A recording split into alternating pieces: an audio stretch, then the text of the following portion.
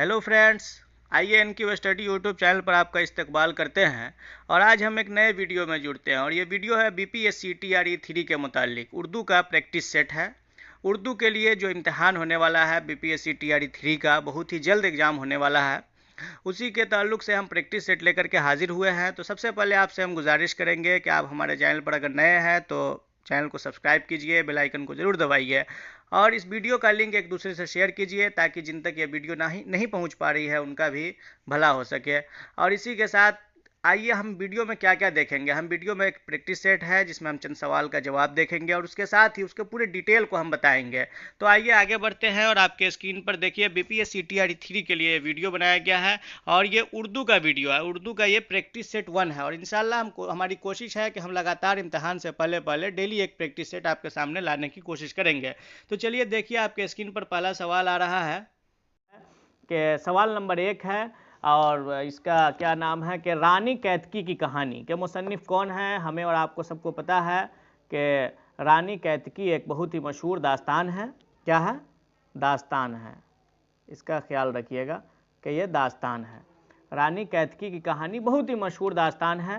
तो इसके जो है क्या बोलते हैं कि मुसन्निफ कौन है, तो आपका ऑप्शन नंबर 1 में अमीर खुसरू है, ऑप्शन नंबर 2 में अमानत लखनवी है, ऑप्शन नंबर 3 में इंशाउल्लाह का इंशा है और ऑप्शन नंबर 4 में मिर्ज़ा गालिब है।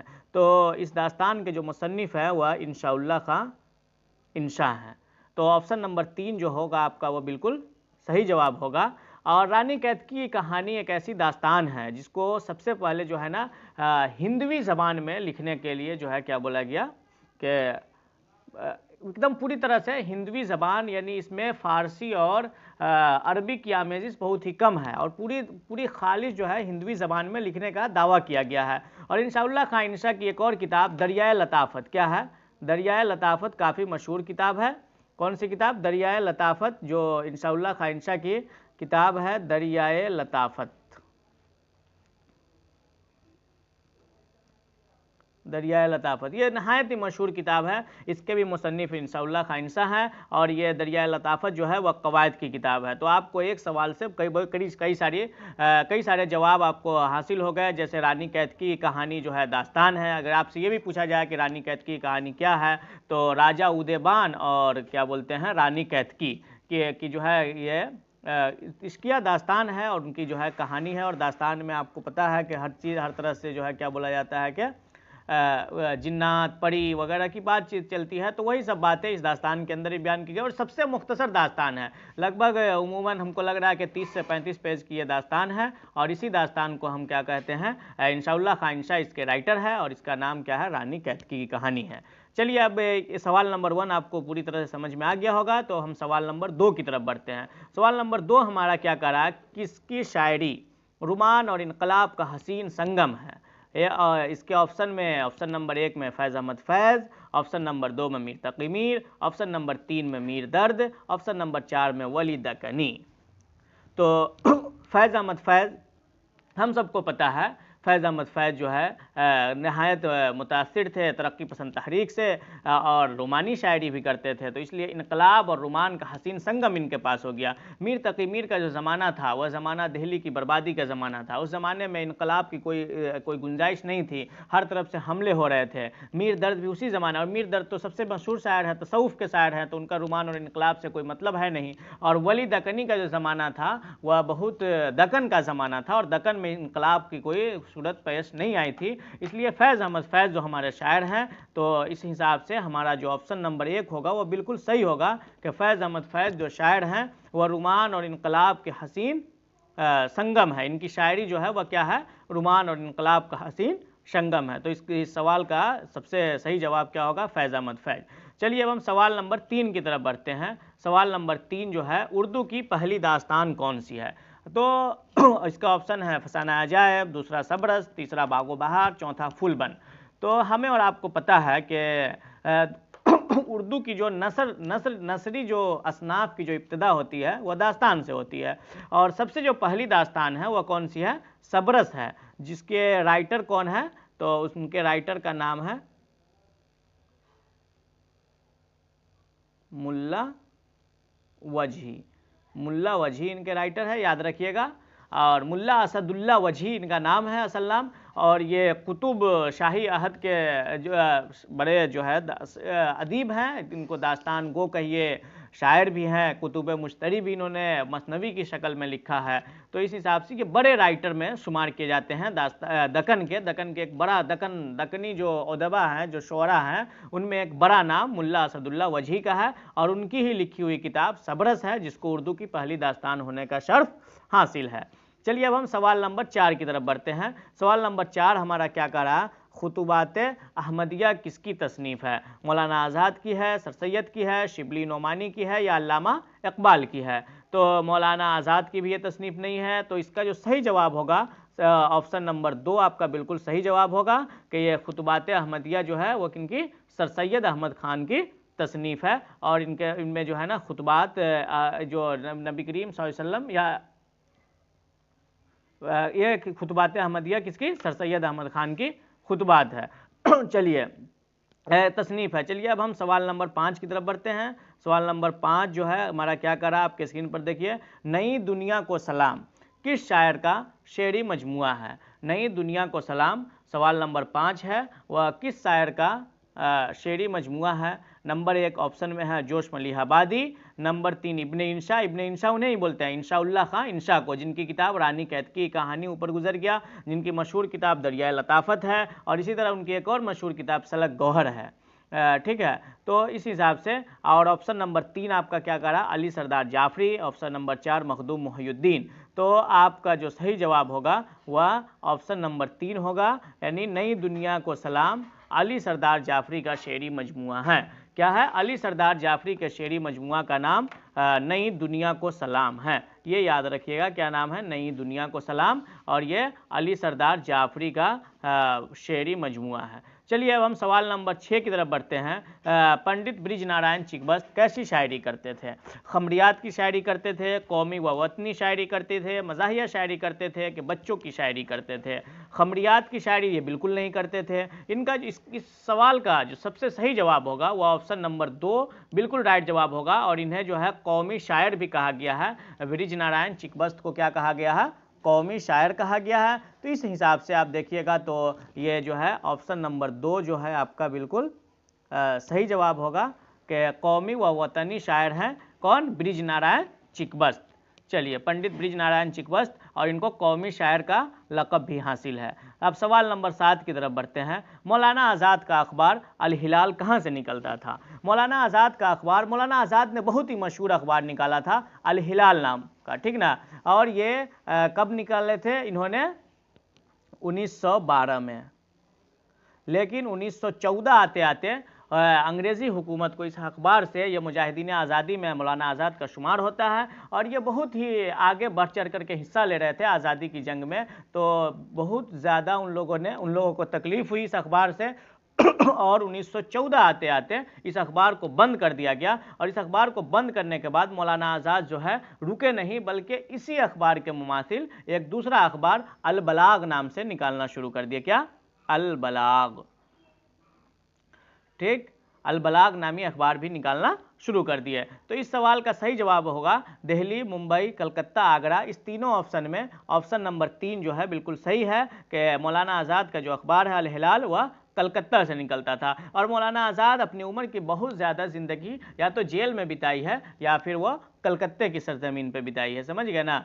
तो इसलिए वहीं से अल हिलाल नामी अखबार इन्होंने शाया किया था, जिसे आप याद रखिएगा कि हुकूमत ने ज़ब्त कर लिया, और हुकूमत के ज़ब्त करने के बाद फिर मौलाना आज़ाद ने अल बलाग नामी अखबार निकाला था। तो मौलाना आज़ाद इस हिसाब से 2 अखबार निकाले, एक का नाम अल हिलाल और दूसरे का नाम अल बलाग। चलिए अब हम सवाल नंबर 8 की तरफ बढ़ते हैं। मौलाना आज़ाद की पैदाइश कहाँ हुई? जिसमें मौलाना आज़ाद की पैदाइश कहाँ हुई? ऑप्शन नंबर 1 में क्या है?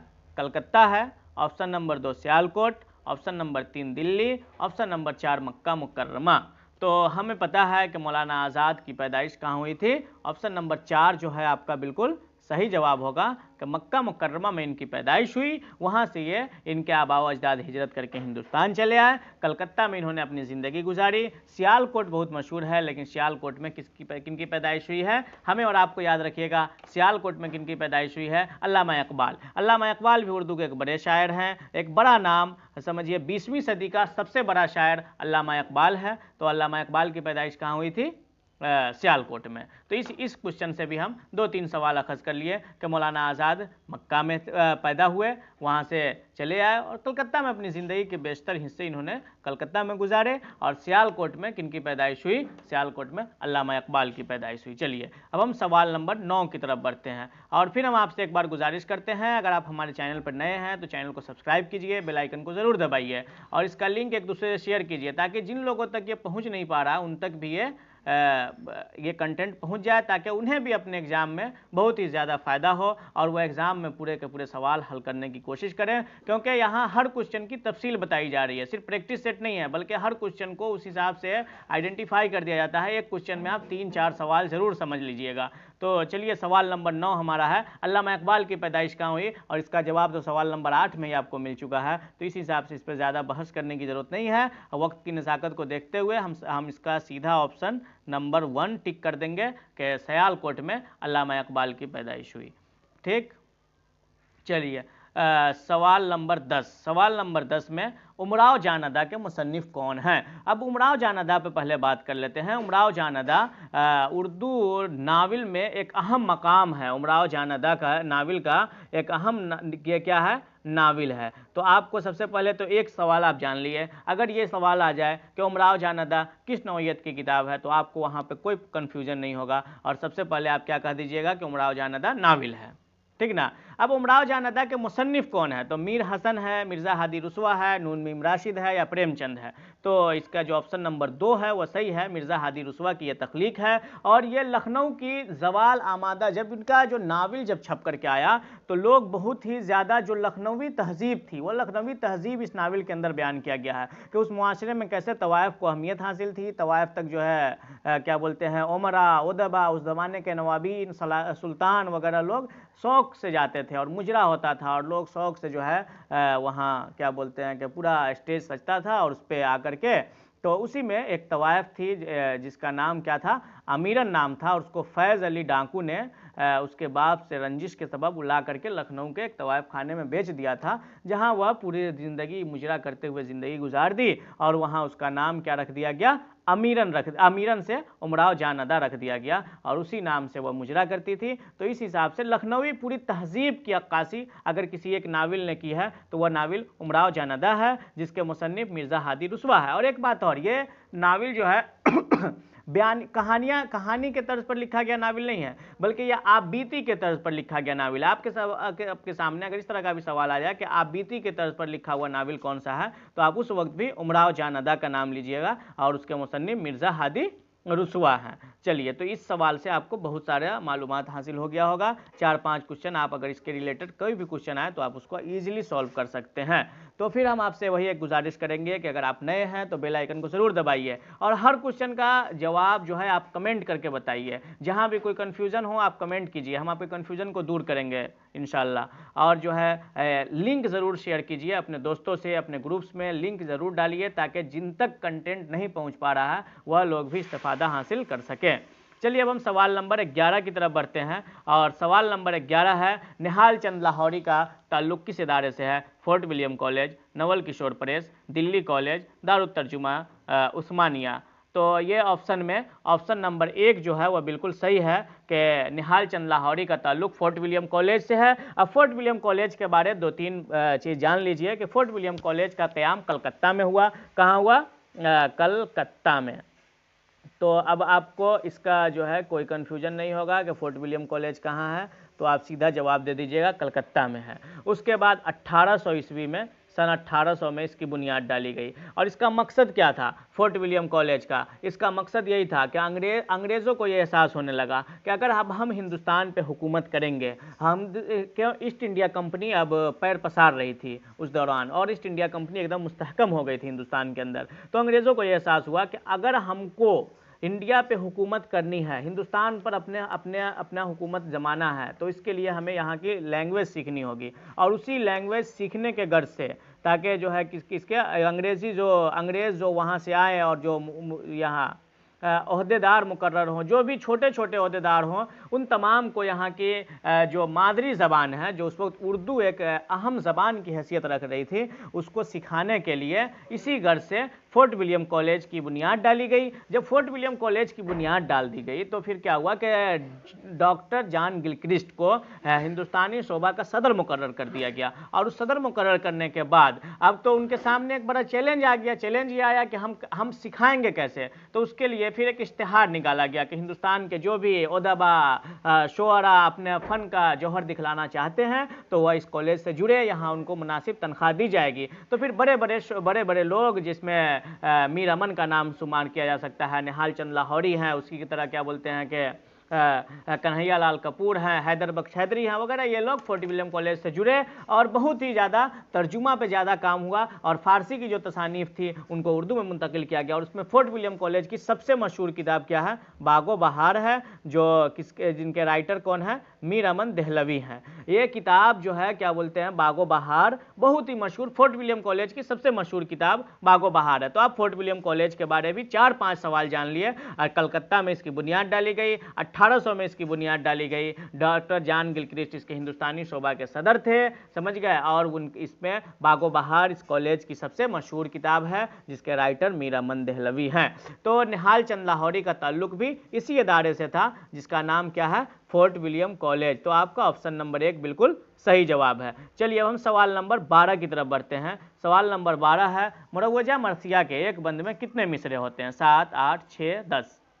मुरव्वजा मरसिया कहने का, मरसिया किसे कहते हैं? मरसिया सबसे पहले आप समझिए कि मरसिया कहते क्या है। इमाम हुसैन रजी अल्लाह ताला अन्हु की शहादत पर जो करबला के जो वाक़यात है, जो करबला में अहले बैत के साथ जो वाक़यात पेश आया, उनका गम का इजहार करना और उस पर आंसू बहाना और इमाम हुसैन की शहादत पर गम का इजहार करने को जिस नज़्म में ये इजहार किया जाए उसे मरसिया कहते हैं। और ऐसा ज़रूरी नहीं है इमाम हुसैन क्या, अगर कोई दूसरा भी अपने मुआशरे के भी कोई शख्स अगर मर जा रहे हैं तो आप मरने वाले की खूबी को बयान करके अपना इजहार गम अगर कर रहे हैं नज़म के ज़रिए, तो उस नज़म को क्या बुलाया जाता है? मरसिया बुलाया जाता है। तो उस मरसिया के जो मुरव्वजा है, जो रायत जो मरसिया है, उसके एक बंद में कितने मिसरे होते हैं? तो इसका जो है ऑप्शन नंबर 3 जो है आपका बिल्कुल सही जवाब होगा कि उसके एक बंद में 6 मिसरे होते हैं। चलिए अब हम सवाल नंबर 12 की तरफ बढ़ते हैं। सवाल नंबर 13 की तरफ बढ़ते हैं। और सवाल नंबर 13 की तरफ बढ़ने से कबल हम आपसे फिर एक बार इल्तिमास करेंगे कि आप इस चैनल का लिंक अपने दोस्तों से, अपने ग्रुप्स में ज़रूर शेयर कीजिए, ताकि जिन लोगों तक ये नहीं पहुंच पा रहा है वीडियो, उन तक भी पहुंच जाए, उनको इम्तिहान में काफ़ी आसानी हासिल हो। चलिए अब हम सवाल नंबर 13 की तरफ बढ़ते हैं। सवाल नंबर 13 आपका कह रहा है, आबे हयात के मुसन्निफ कौन है? मोहम्मद हुसैन आज़ाद, मीर अमन, शिबली, हाली। आबे हयात बहुत ही मशहूर किताब है। ये किताब किस चीज़ की किताब है? अब किस नौइयत की किताब है? तो ये तज़किरा है। इसमें शायरी के 5 शोरा व उदबा के 5 अदवार मुतय्यन किए गए हैं और पाँचों दौर में ये किताब जो है क्या बोला जाता है कि पाँचों दौर के शोरा की तर्जुमानी करती है। तो इसके जो राइटर हैं वो कौन से हैं? मोहम्मद हुसैन आज़ाद हैं। तो चलिए इस पर ज़्यादा हम सवाल नंबर 14 की तरफ बढ़ते हैं। और सवाल नंबर 14 है, आबे हयात किस नौइयत की किताब है? तो आबे हयात किस नौइयत की किताब है? खुद नविश्त है, शेरी मजमुआ है, सवाने है या तारीख़ तज़किरा है? तो ऑप्शन नंबर 4 जो है हमारा बिल्कुल सही होगा कि यह तज़किरा है और इसके मुसन्निफ़ कौन है? मोहम्मद हुसैन आज़ाद हैं। इसी मोहम्मद हुसैन आज़ाद, समझिए यही एक किताब है जिसकी बदौलत मोहम्मद हुसैन आज़ाद बहुत ज़्यादा मशहूर हुए। तो आबे हयात बहुत ही मशहूर किताब है और आबे हयात के मुसन्निफ़ कौन है? मौलाना मोहम्मद हुसैन आज़ाद। चलिए अब हम सवाल नंबर 15 की तरफ बढ़ते हैं। शेरुल अजम किसकी तसनीफ़ है? अल्ताफ़ हुसैन हाली, मिर्ज़ा गालिब, शिबली नोमानी, सैयद सुलेमान नदवी।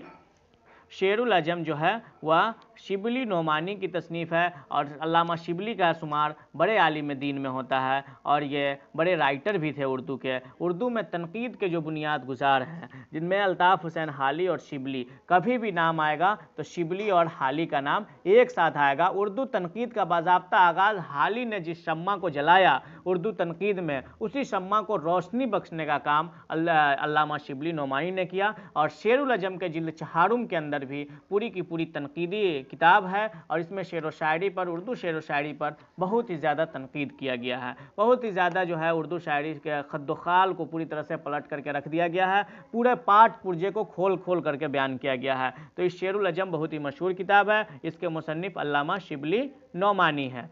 चलिए अब सवाल नंबर 16 की तरफ बढ़ते हैं कि मुकद्दमा शेर व शायरी किसकी तसनीफ़ है। मुकद्दमा शेर व शायरी, इसका ऑप्शन है मीर अनीस, अल्ताफ़ हुसैन हाली, फैज़ अहमद फैज़, नज़ीर अहमद। मुकद्दमा शेर व शायरी जो है वह अल्ताफ़ हुसैन हाली की है। हाली ने जब अपना दीवान मुरत्तब किया तो उस दीवान पर एक मुकद्दमा लिखा, लेकिन जब बाद में ये मुकद्दमा छप करके आया तो बाज़ाब्ता ये किताब हो गई और इस किताब के ज़रिए उर्दू में तनकीद निगारी की आगाज़ हो गई।